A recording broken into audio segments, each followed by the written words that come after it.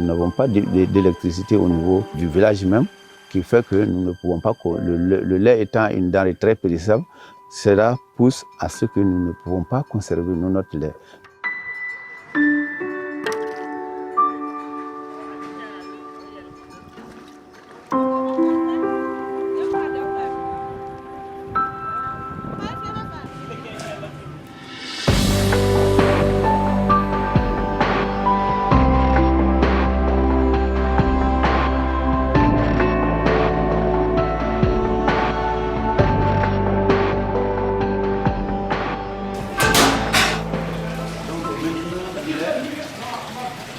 CAFO qui a facilité des crédits pour nous.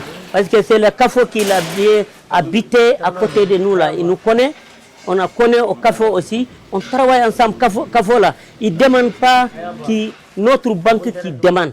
Il demande seulement des responsabilités et les confiances.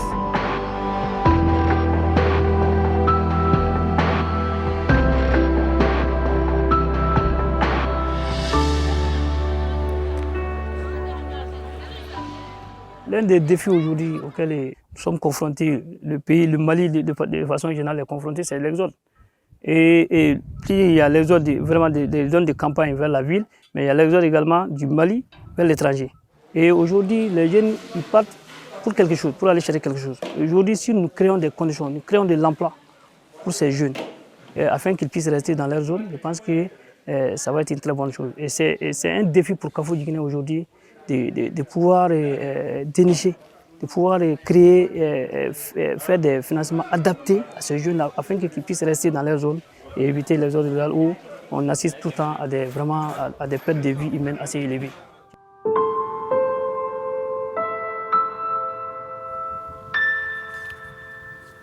Moi j'ai 2 femmes, 7 garçons, donc tous sont des étudiants. Il y a mon seul garçon qui a terminé l'université, qui travaille aussi dans le domaine de l'agriculture, il est dans le domaine des semences. Et les autres sont encore à l'université, mais ils travaillent les week-ends et les vacances, ils travaillent tous à la ferme ici. Donc tous ont un devoir de pouvoir essayer une production. Et tous ont déjà des comptes au niveau de la caisse CAFO du Guinée. Ils sont carrément dans la dynamique d'être autonomes dès qu'ils seront en activité. Et ils veulent aussi travailler dans le domaine de l'agriculture. Puis chacun a des moutons ou des chèvres que vous voyez un peu crier. Et à la longue, c'est eux que nous espérons sur eux pour qu'ils puissent prendre la relève. Mais il faut que cette relève-là soit réellement préparée.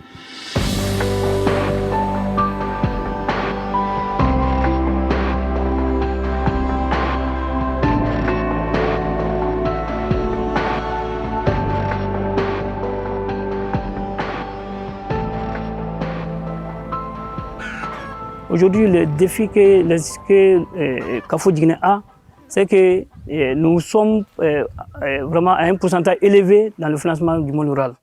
Et il faudra avoir des ressources adaptées à ce monde rural.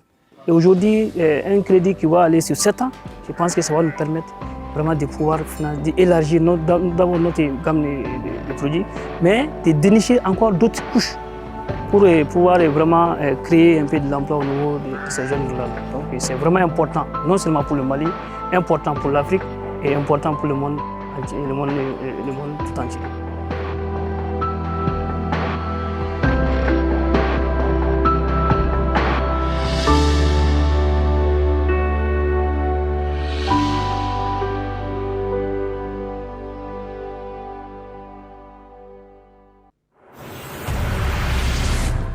I'm happy to introduce the upcoming plenary session entitled Capital in the Age of COVID, Navigating the Uncharted Sea of Insolvency.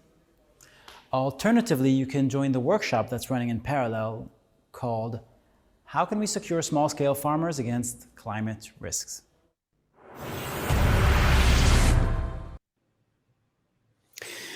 Live from Neumünster Abbey, we bring you Capital in the Age of COVID. And here to share this wonderful experience with us is Edouard Serre from Grameen Credit Agricole Microfinance Foundation, and of course our lovely Lucia Spaggiari from MFR, formerly known as Microfinance Rating. So we have a lot to talk about, and we're going to have more speakers joining us on the second half, so please stay with us, but we're going to jump right into it. Lucia, I wanted to talk to you about how is capital doing in the age of COVID? The subtitle of this session is Navigating the Uncharted Sea of Insolvency. So be our guide, help us navigate. What's going on? I'd love to say nel mezzo del cammin di nostra vita, but I will not. We can quote Dante later. Right. So thanks a lot, Daniel, and good morning, good afternoon, everyone.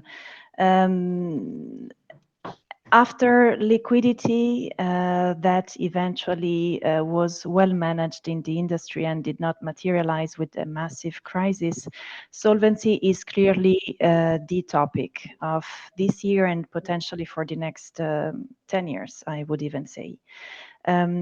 What we can say is that if we take a basic indicator such as the equity to asset ratio from the database of the Atlas data platform, we do see a decrease in solvency on average in 2020, but not a drastic one, while the negative trend continues in 2021. However, it is important to go beyond the average. And according to a segmentation of financial service providers for exposure to solvency risk, the share of financial service providers, FSPs, at risk of solvency is estimated around 20 to 24%. Moreover, within the risk zone, the high risk has increased over time, now reaching 13%. The data for 2021 suggest a positive trend. However, we need a grain of salt here because we still need to complete the data collection until reaching the full fiscal year 2021 in order to confirm such a trend, because some of the costs, for example, provisioning, are concentrated in the last quarter. Sure. So let me actually back up a little bit. Looking a bit at the performance of the portfolio itself, right? Because when we talk about solvency, we're talking about looking after losses or after provisions, at least. If you look at the performance of the portfolio, we see kind of an interesting trend, and to me, it looks like 2021 is way better. And what am I making too much of the data? Am I sort of reading into the data that's something that's not there?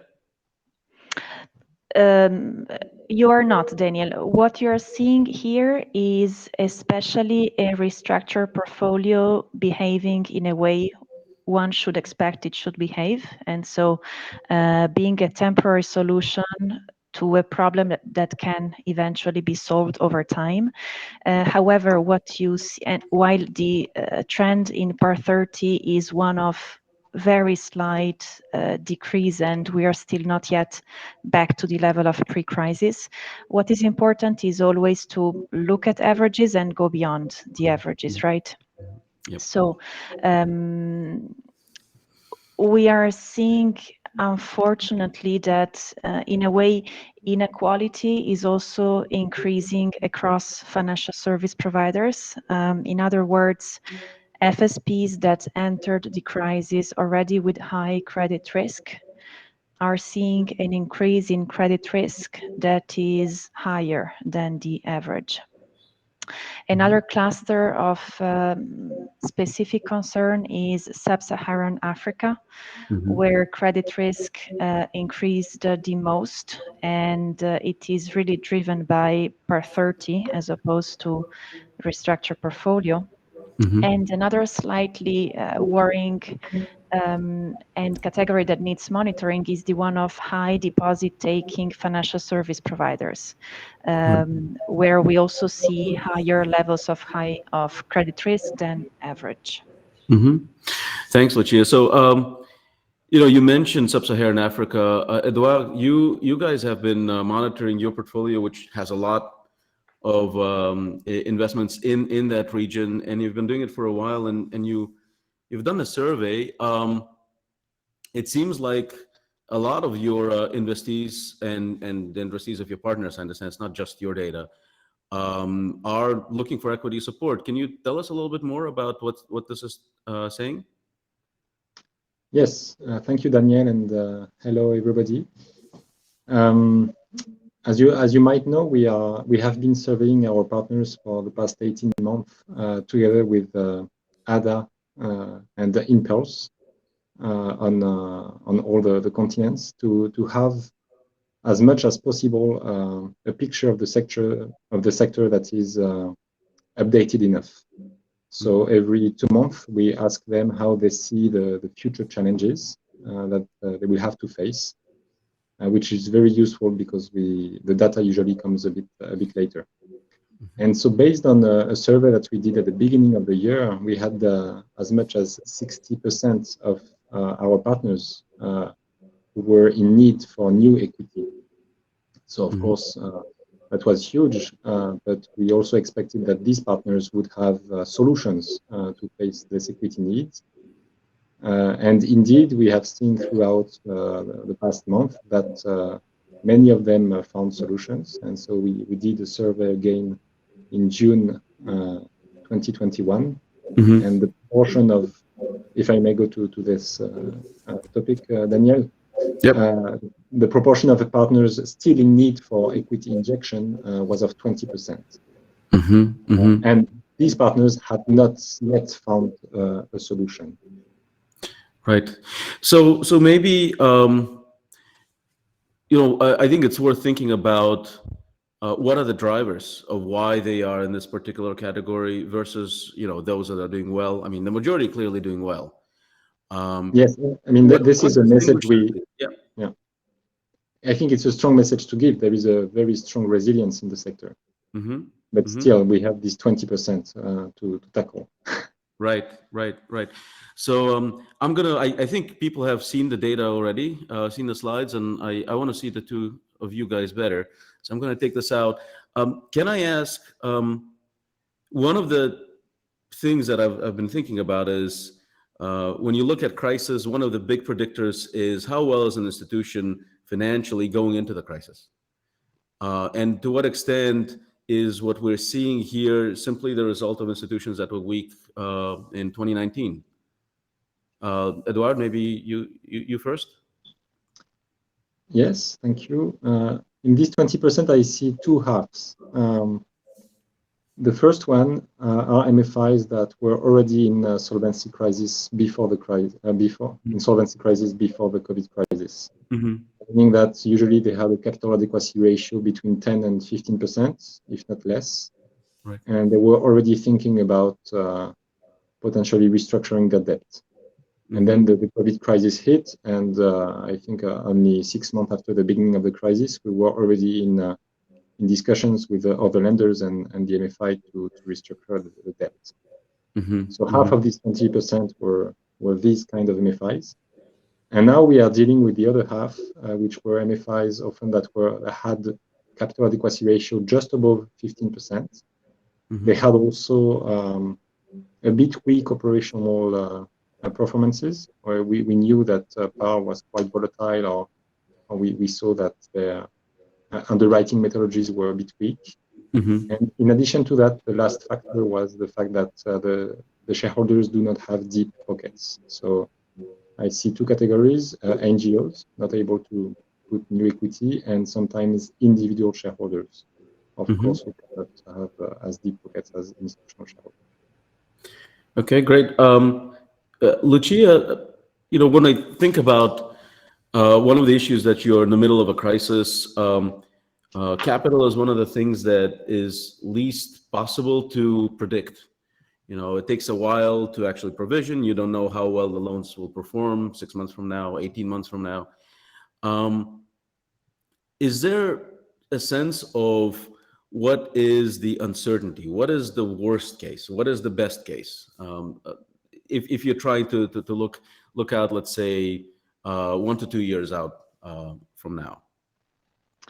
Right, and this is the same question that CGAP asked earlier this year when we merged the CGAP PAL survey with the Atlas data to find out that we could project, depending on the scenarios, optimistic base or pessimistic, we could project in the future 20 to 34% of financial service providers who may enter a high solvency risk zone in future.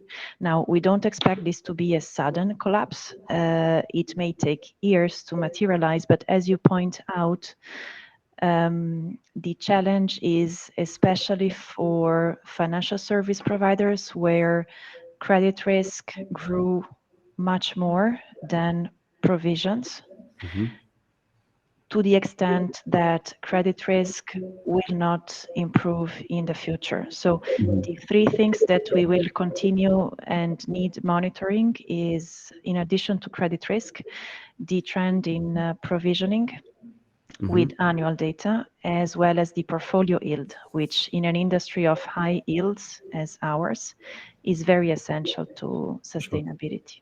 Yep. And portfolio yield, I think you had mentioned, has gone up a bit, right? It's not a lot, but how much do you remember? So it has gone up by a couple of points for now.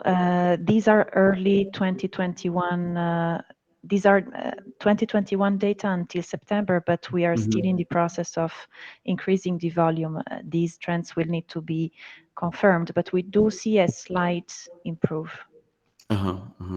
Yeah, right. I mean, that definitely helps. One of the questions in my mind is, we talk a lot about equity, and we'll follow this discussion with investors, but one class of institutions that tends to reach pretty poor communities, pretty remote communities, is NGOs. And by definition, they can't accept equity. There is no way to invest in NGOs through equity. And is portfolio yield really the only way to recapitalize NGOs? Have you seen other ideas out there in terms of how to approach NGOs that are struggling? Maybe Edouard, I don't know if you've come across this. In fact, it's a bit early to answer for this current crisis, because the NGOs are still looking for solutions. We can, I think, imagine mergers of no, not even mergers with NGOs. So the only thing I was thinking is that these NGOs have been founded with donated equity at the beginning. So if some funders feel that they provide a value added to the sector because they are reaching out to populations that are not reached out by other MFIs, then maybe they should be eligible to additional donated equity, right? Because of the mission they have.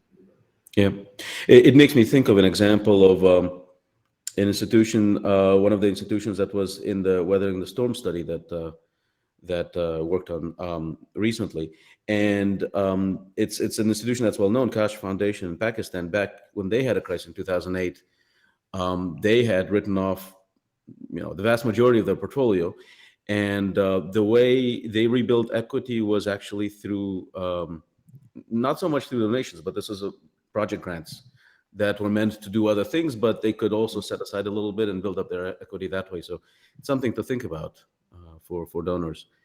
Can I ask, one question? We'd had conversations earlier, and Edouard, you mentioned kind of a lesson that you came away with during this crisis was the role of shareholders and their willingness to support institutions. Can you share a little bit about what you found? Yes, of course, as a debt provider, when we analyze a case, we are looking at the quality of the financial institution. But sometimes they are in a very risky country, or sometimes their ratio are not totally compliant with the usual covenants. And therefore, we also look at the shareholder, and just to think whether in case of need, in case of equity support needed, would they receive the needed support? And so we have been looking a lot at the capacity of shareholders. And so when we saw deep pocket shareholders in the shareholding structure of the MFI, we said, okay, if there is a big hit, they should be able to face it. But what we unfortunately learned during this crisis is that capacity is not enough. And of course, willingness of shareholders is very important. And the strategy that they have, the exit strategies that they have are very important. Or sometimes there are policies also. These shareholders can be minority shareholder, but in case of crisis, if they want to recapitalize, they could become majority shareholder. In that case, if their policy forbids it, we have an issue because they don't want to become majority shareholder. So we, as a debt provider, we are facing a big challenge to understand what are the policies and the strategies of shareholders. There is not so much transparency in that. So for sure now it will be a very big focus of our analysis. Okay, great. Can I ask Lucia, if you were to take kind of the worst case, let's say not enough shareholders step up, institutions that need equity can't get it for whatever reason, what's the impact on clients? What kind of scale are we talking about? What kind of clients do these institutions serve? The ones that are kind of the most affected by solvency concerns. Where are they in terms of rural, urban? What kind of communities do they serve? Any thoughts on that, Lucia? That's a great question because this is hitting in different proportions, different clusters. Sub-Saharan Africa is the one segment where the high risk zone is currently the highest, 17%. Also, small scale financial service providers with total assets less than $10 million have the highest solvency risk, proportionally more than the other segments. We also analyzed financial service providers by risk category in terms of loan size made to end borrowers to unfortunately find out that it is especially financial service providers with loan size, with small loan sizes, less than 20% GNI per capita, that face the highest solvency risks.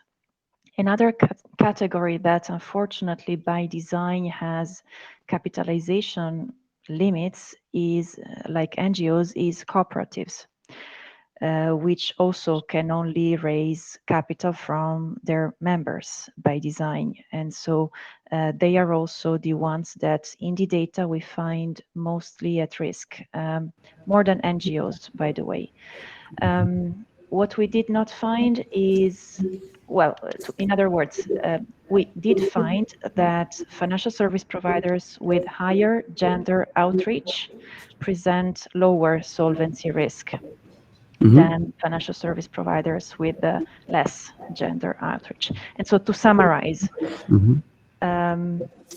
the type of households and businesses that may be more at risk of seeing reduced financial access resulting from solvency issues are in sub-Saharan Africa, are taking small loans.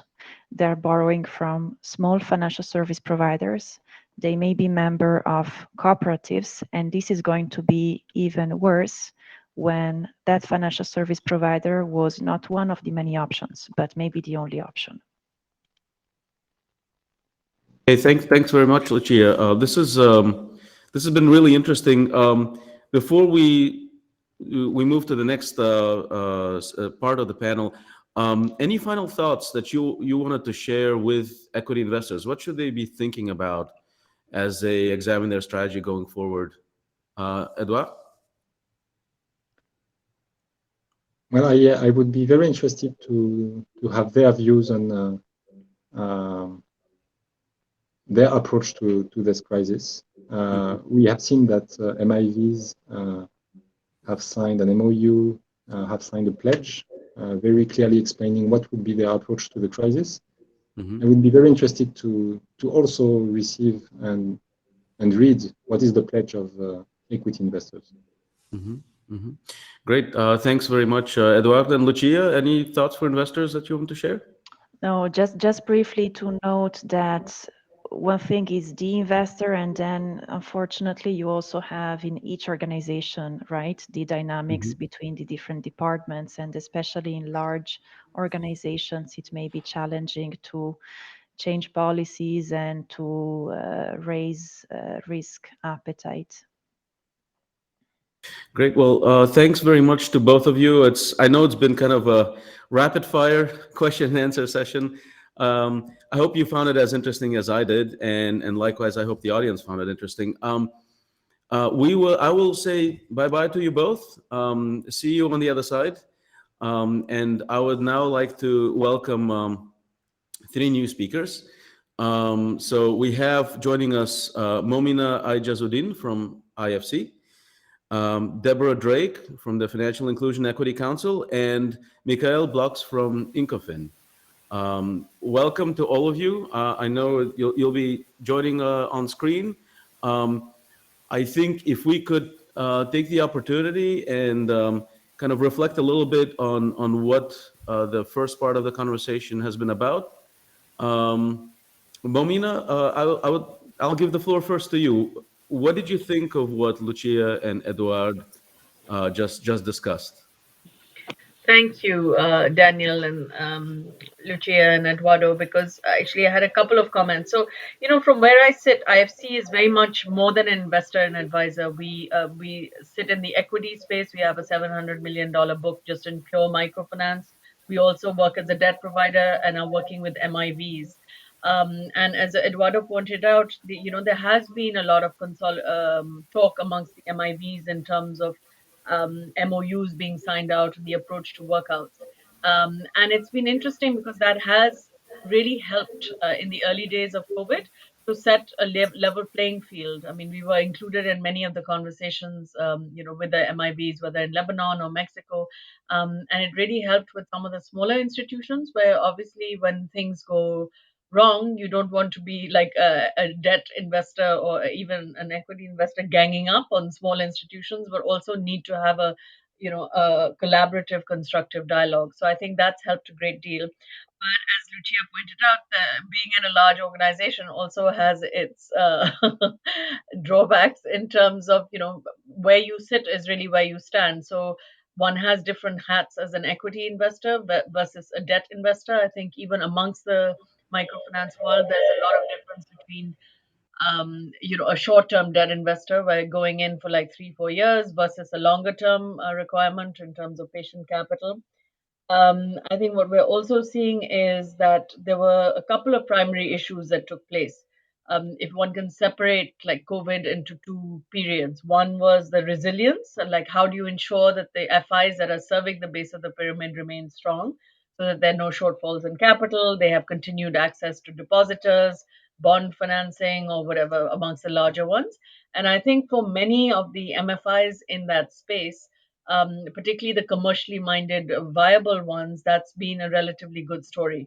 Obviously, one has a few situations, and this is where markets really matter. Like in Lebanon, there's been like a complete meltdown, but that's not restricted to the microfinance sector. It's very much to do with what's happening at the macro level. And, banks have been equally hit.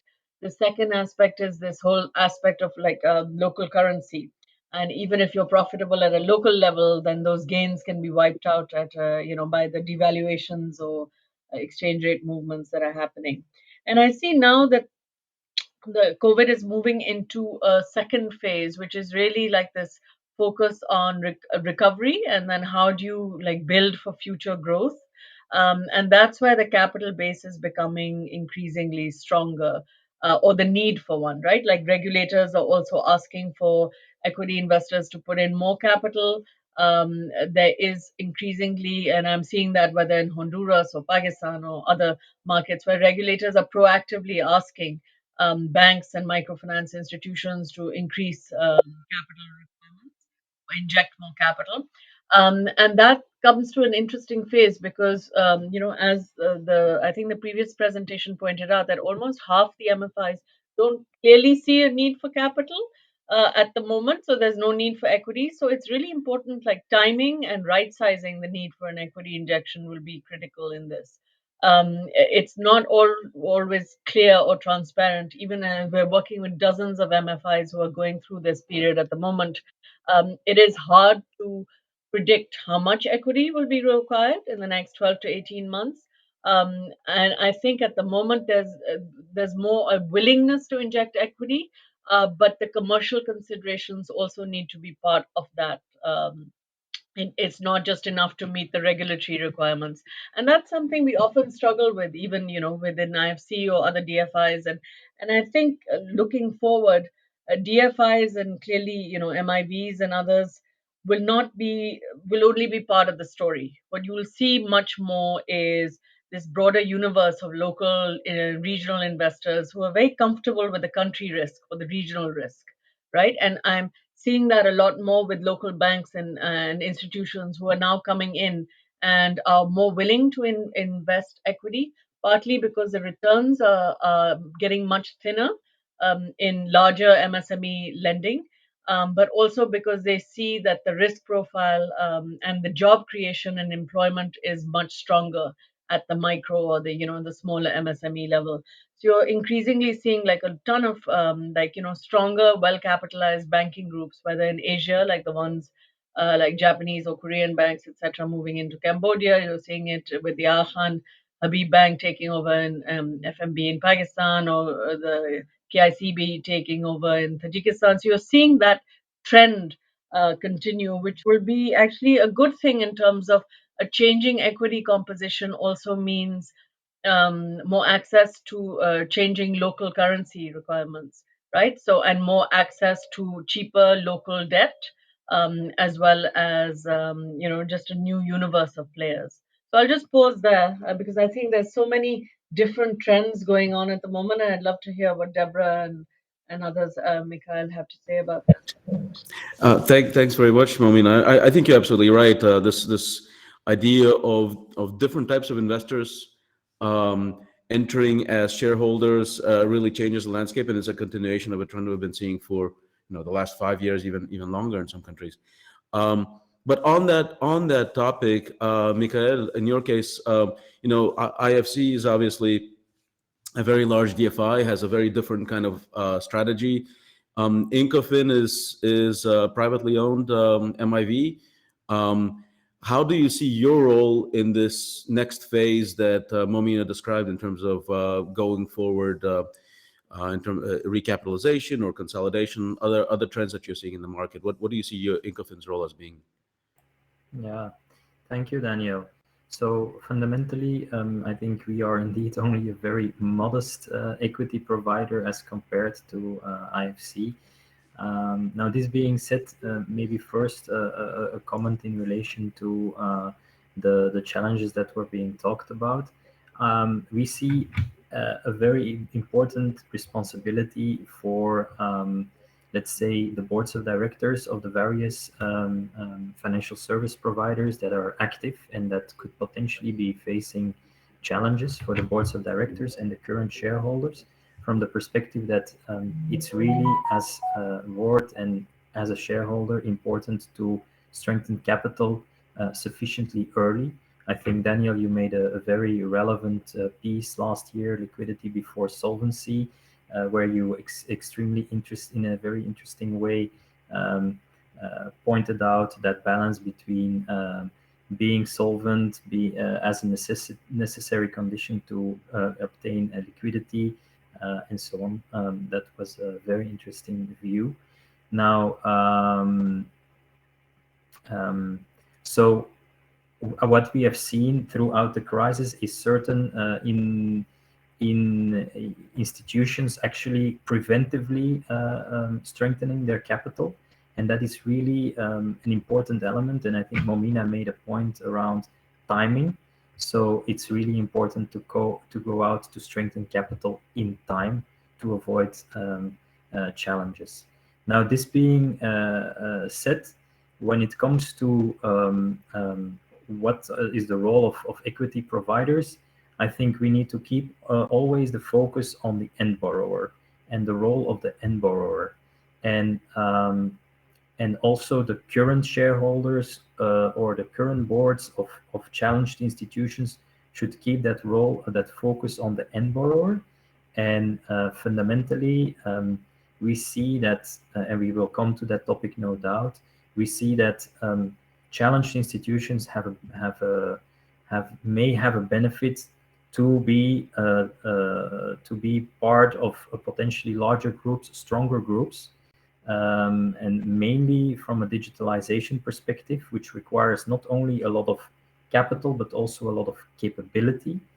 And so fundamentally, existing boards of directors of challenged institutions, existing shareholders should always keep an open mind to allowing and accepting the fact that they will have to give up control, and for the benefit of their end borrowers in the end.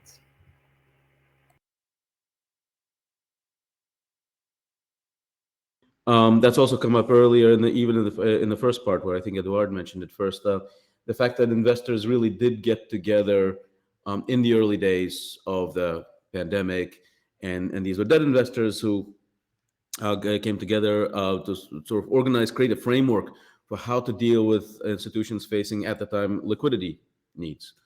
And I think the evidence has been pretty clear that, well, either liquidity needs were not that bad, which is one possibility, but I think actually a big part of it was that proactive approach actually prevented a much bigger crisis that could have come up. So I think it should be seen as a success.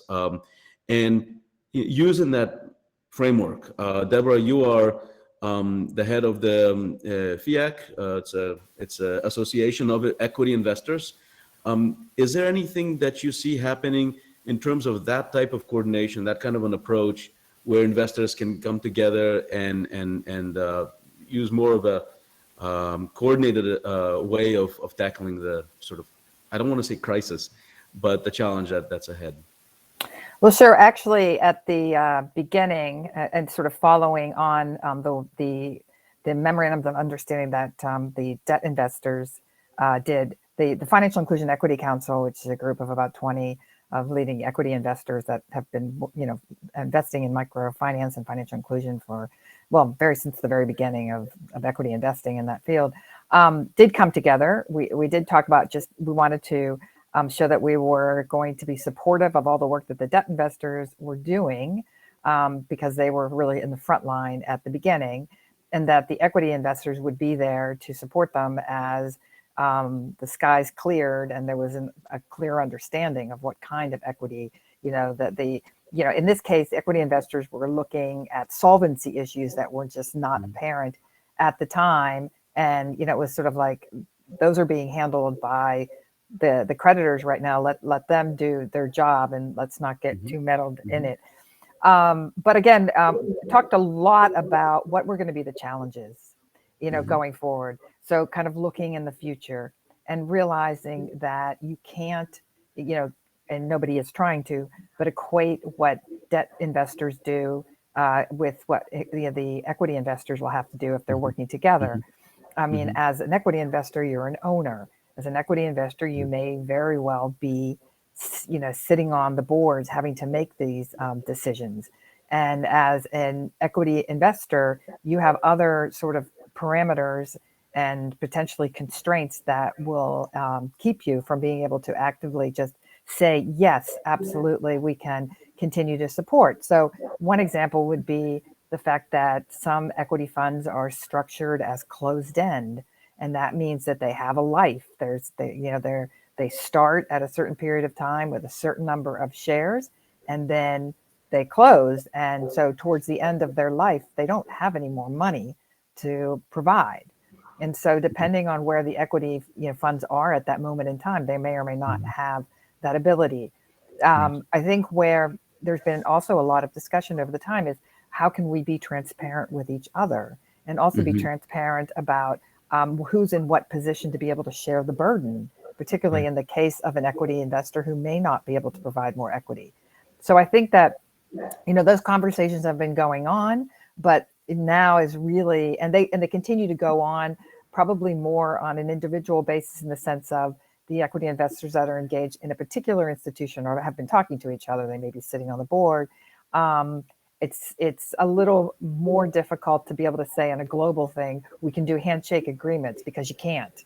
I mean, You've got all sorts of legal constraints, ownerships and terms and stuff like that. So that was just a little bit of a background of why you have to be careful not to say, okay, this is what the creditors have been able to do now. Let's talk about, can the equity investors do the exact same thing? It's not necessary for lack of want. They definitely want to support. It's just that there are other constraints that may be in the way, including their own investors that may be questioning. And I think it was Mominara Summit said the strategy may be changing as well in terms of moving forward and what they want to do. And again, the bigger question of, are you providing equity to recapitalize an institution that's really struggling, or are you going to be recapitalizing or capitalizing because that institution definitely has real promise going forward, and you're really capitalizing for growth, future growth.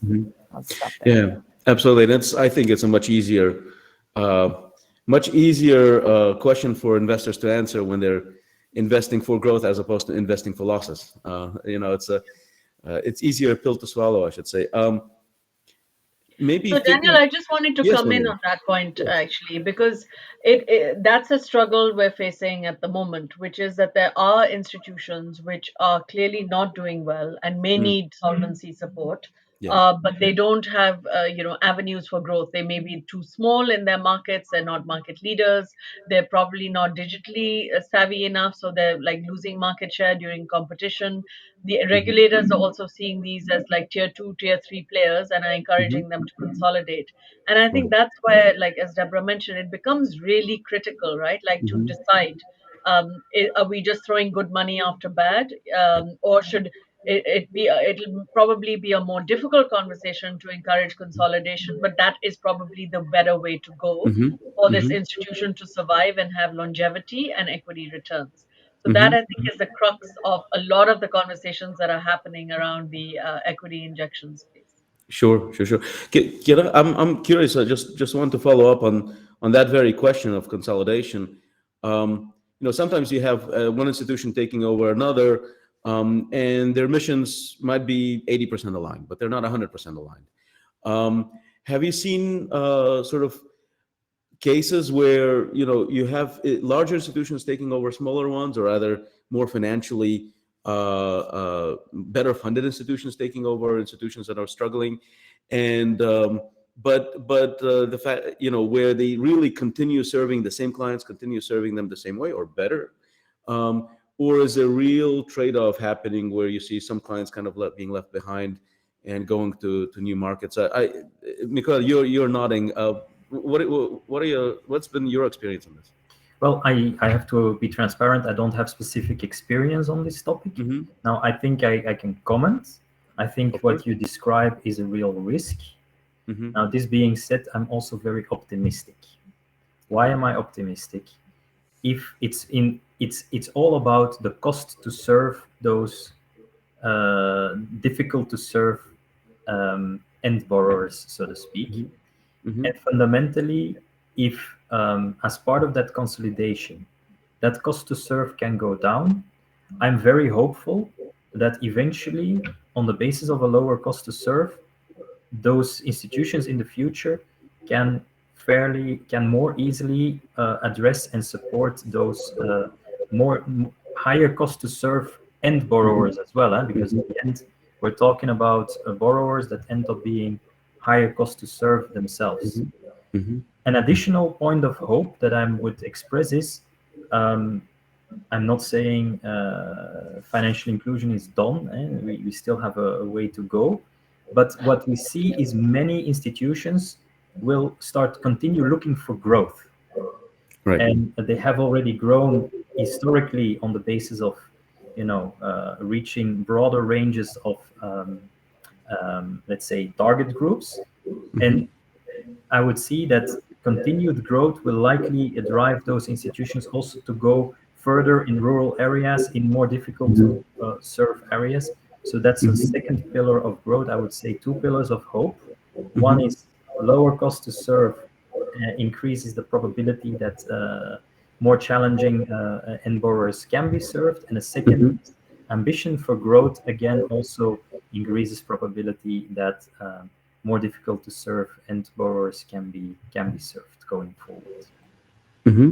I mean, it's a really interesting point about sort of greater efficiency, lower cost, definitely better for clients.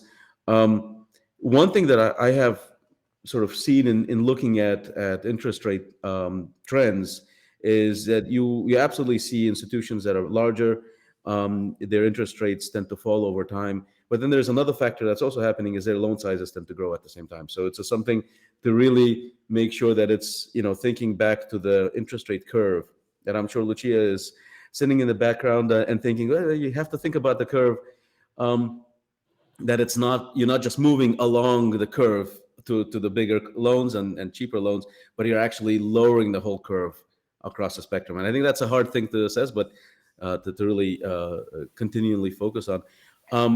I wanted to maybe think about another area that we've also seen happen a lot as part of the pandemic. You've seen a lot of digitization.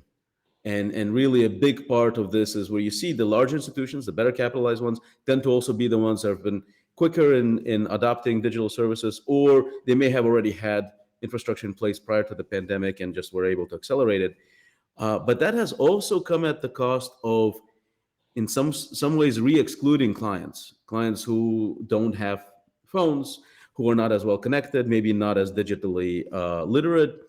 And I'm just wondering, Deborah, is that an issue that you have seen sort of discussed at the level of FIAC? Is that something investors are thinking about? Certainly, I think the conclusion from talking to a lot of equity investors, and this isn't going to be a surprise, is that those institutions that did have digital channels, have weathered the storm, whatever that's, the storm's not over yet, but better. And they, those institutions that were healthier going in have been healthier going out, and a lot of them have been, digitized.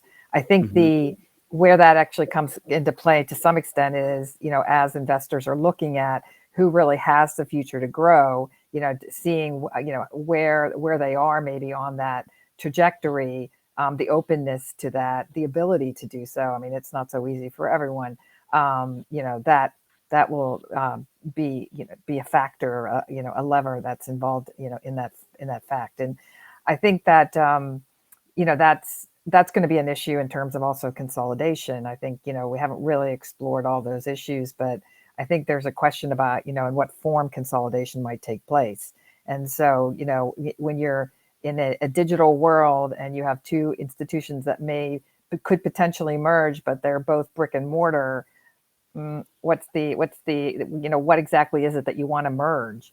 And so I think that question of, are you going to be just doing an asset transfer? Are you just going to be doing a transfer of good portfolio? All of that, it's just the fact. And then the question is, what happens to those clients that are left behind? So I think there's multiple ways in which exclusion could happen here, both intentionally and also just not intentionally. Yeah, absolutely. I mean, I think this is one of these areas that's a little bit hard to keep in mind, as it were, right? Because on the one hand, as an investor, you're looking at the financials of the institution, of the investee, but at the end of the day, it's actually the impact on the clients that's the actual mission, right? And keeping that in mind all along the chain is hard, but it's important.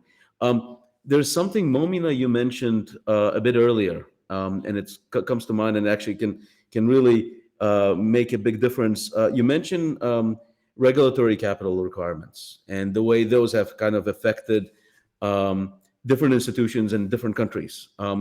What have you seen over the past 12 months on that front? And how are regulators approaching capital and how they see institutions in terms of being able to meet the requirements that they have? I just wanted to link the discussion that Deborah was having on digitization to this, because clearly regulators want financial institutions to be strong, and also be around for tomorrow's financial services. So one trend you're clearly seeing during COVID is that many of these countries, whether Uganda or Kenya or others, are digitizing or allowing easy account access, opening or removal of fees for very small transactions, which are essentially geared towards, serving very small transactions, right? Um, Add to that, that also, I mean, we did a survey amongst a lot of our clients, early on in COVID with, about 800 financial institutions, and over 95, 90% of them surveyed said that digital connectivity to clients, alternative delivery channels, and digitizing their internal processes are now key, right? Like that's a must have Yeah. rather than a nice to have. Right. And you're also seeing that trend with regulators as well, right? Like that there's a digital readiness to the institutions that are serving them. And that's really coming out actually in even the reporting that is happening, right, to central banks or others. That, you require an adaptability as well as flexibility in being able to report your data live on a daily basis, particularly if you're being increasingly regulated by the central bank. So I think the digitization aspect really has to be linked, right, in terms of rethinking some of these business models. But yeah, anecdotally, I mean, we saw many, many cases early on in COVID, like in Kazakhstan, the central bank like changed their provisioning policy. So, for one MFI that we were working with, they had to reclassify 40% of their loan book overnight, right, and provision. Like, and for a small institution, that can have a huge impact on capital. Yes. But I think what you're seeing is a couple of trends where regulators are really pushing much harder than ever before to have deep pocketed sponsors and a preference for those who are able to weather the storm. And that I'm seeing country after country, and we're having these very detailed, obviously, discussions through the World Bank and through policy, like wherever we interact, also at the policy side, and that's a much clearer trend than it was in the past. Before it used to be that, okay, well, as long as they serve the base of the pyramid, it doesn't matter if they're small institutions, let them be. But I think there's a clear recognition that for the recovery phase, the ones who will need to be, they'll need to be strongly capitalized and well governed and digitally ready in order to meet like the future financing needs of tomorrow. So, do you really see the landscape changing in terms of preferencing certain institutions over others?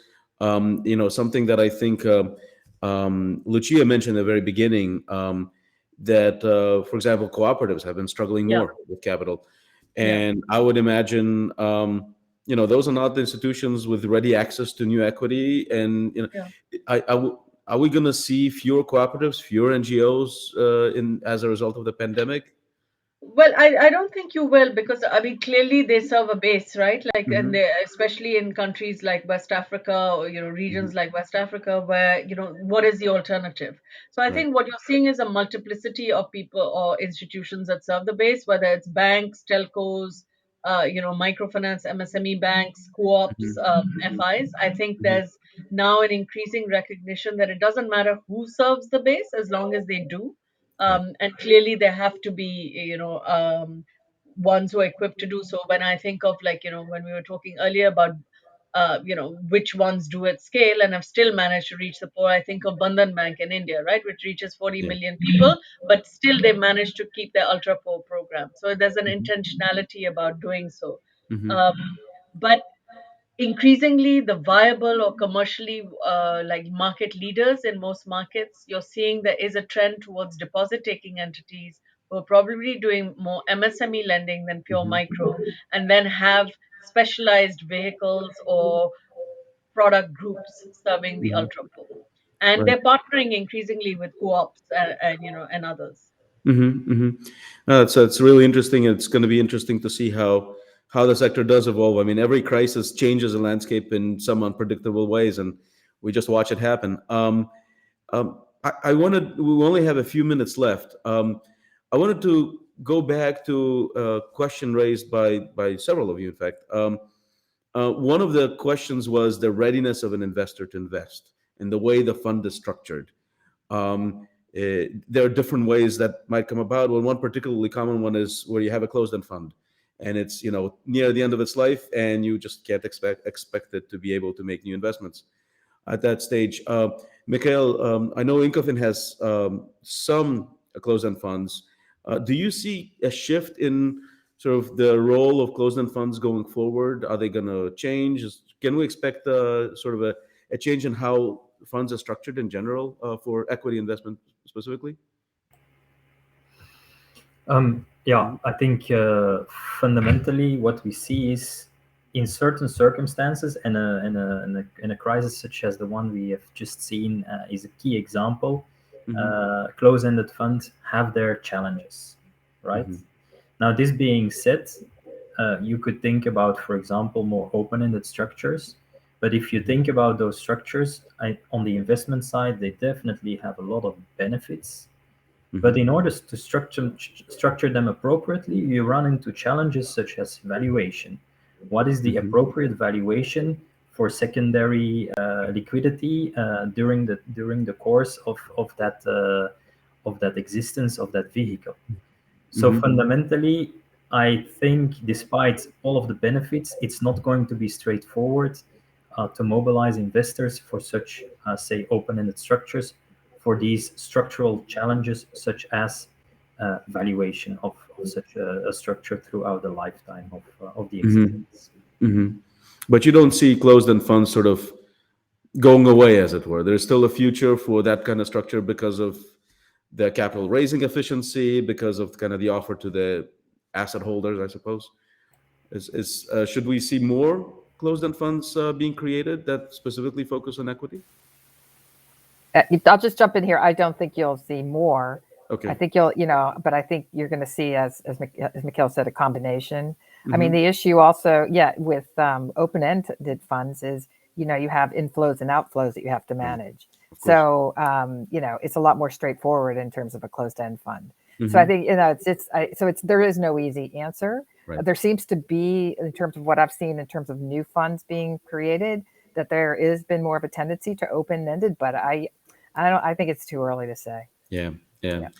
Well, we'll watch and learn and see how things evolve. I think one of the things I was thinking about when a while ago now, writing the Weathering the Storm, was potentially a role for like a specialized vulture investment fund, right? That would seek out struggling institutions that have a lot of promise, and take that approach. And I don't know if we're going to see that a socially responsible microfinance vulture fund. I don't know. It sounds funny as a name, but yet it maybe have some opportunities. So just before we close, any final thoughts in terms of where you see equity investors going in the next few years? Momina, maybe just start with you. Just some closing ideas. Yeah, no, I think, I mean, on the equity side, clearly country matters, as so does the level of the market. So I think even we tend to also only think of the institutional risk.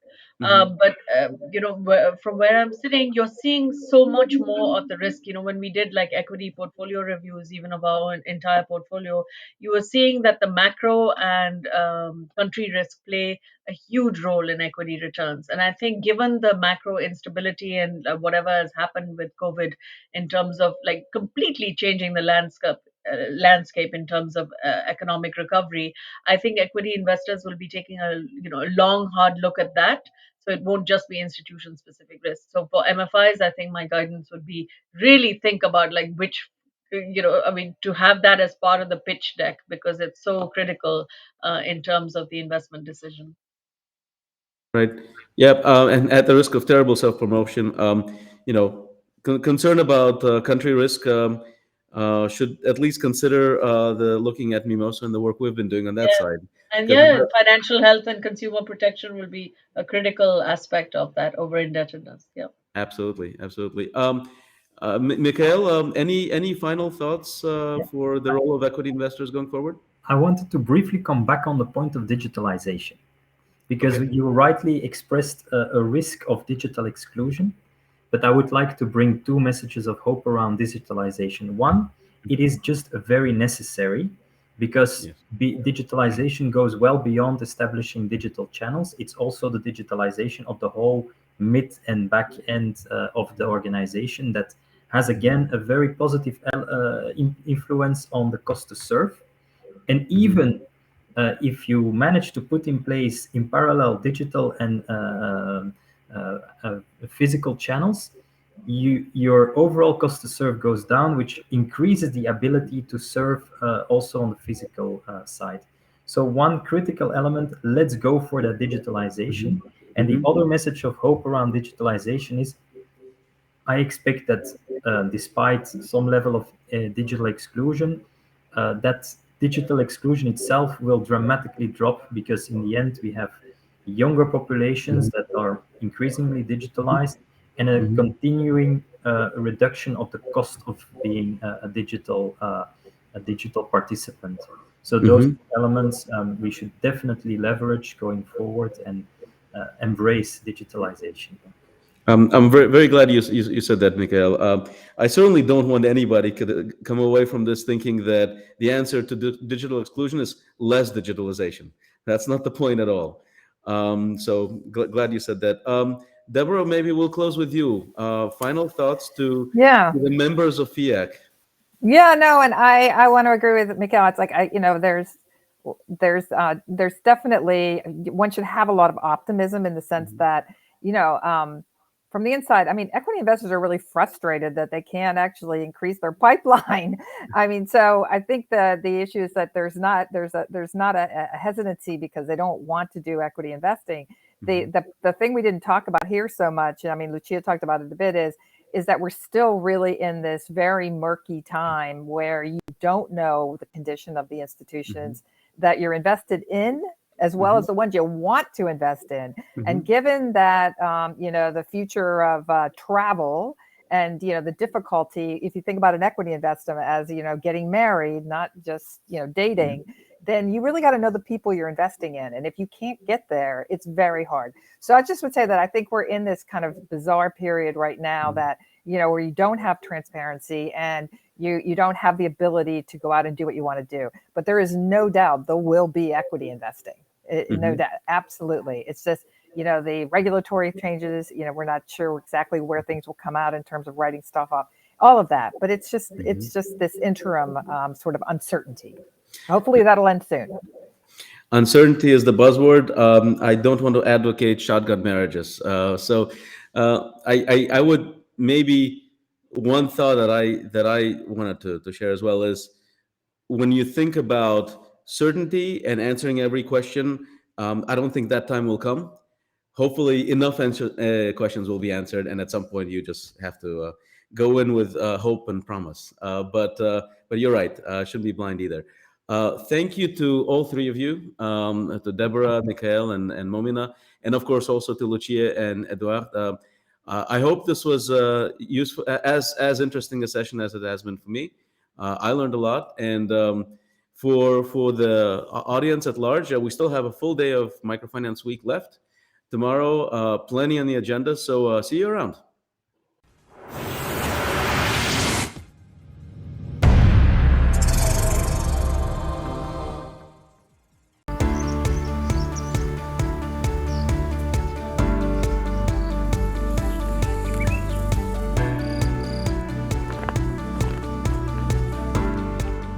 اسمي ناصر حسن إبراهيم زبدة. عندي مزرعة مكونة من 3 أصناف: صنف ورق ونخيل وعنب مثمر. حبيت أستثمر إشي اللي أنا أستفيد منه، فأخذنا القرض $21,000 عن طريق الاتحاد الأوروبي والبنك الاستثمار الأوروبي.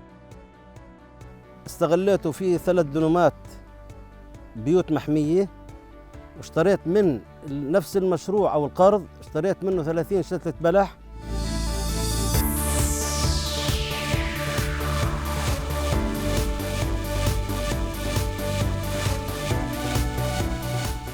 Building a strong Palestinian economy is part of our commitment towards building an independent, democratic and economically viable future state of Palestine. The EU are working with small businesses.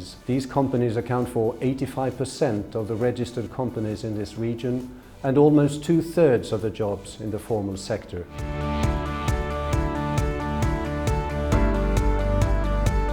كان وضعي قبل ما أخذ القرض كان تعيس جدا، فيش عندي دخل، فيش في عندي راحة نفسية.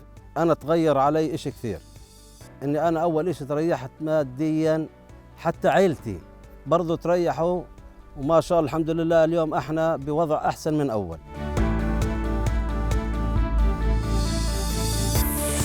زوجتي وأولادي فهم يعني شجعوني على أن أخذ القرض ونطور حياتنا من هذا المشروع. يتم متابعة المقترضين سواء كانوا أصحاب مشاريع أو حتى قروض شخصية طول فترة حياة القرض حتى السداد التام. نحاول نشوف الأثر اللي تم على المشروع، وإحنا بنقيس الأثر بعدة سنوات، وبنشوف مدى مساهمتنا في زيادة دخل المقترض، مساهمتنا في خلق فرص العمل، مساهمتنا في تحسين ظروف المعيشة الخاصة بالأفراد.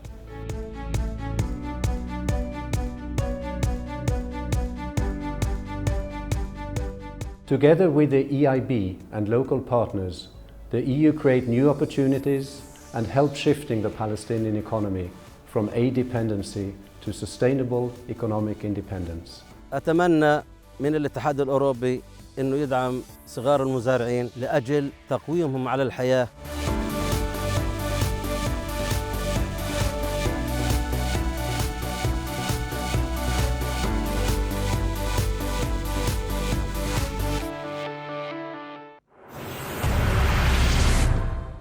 This concludes our second day, which was the most dense day in terms of content. We are grateful for your participation and your interest. Stay a while longer with us as the exhibition and networking platform will remain open. See you tomorrow for our final day. Good night from Luxembourg.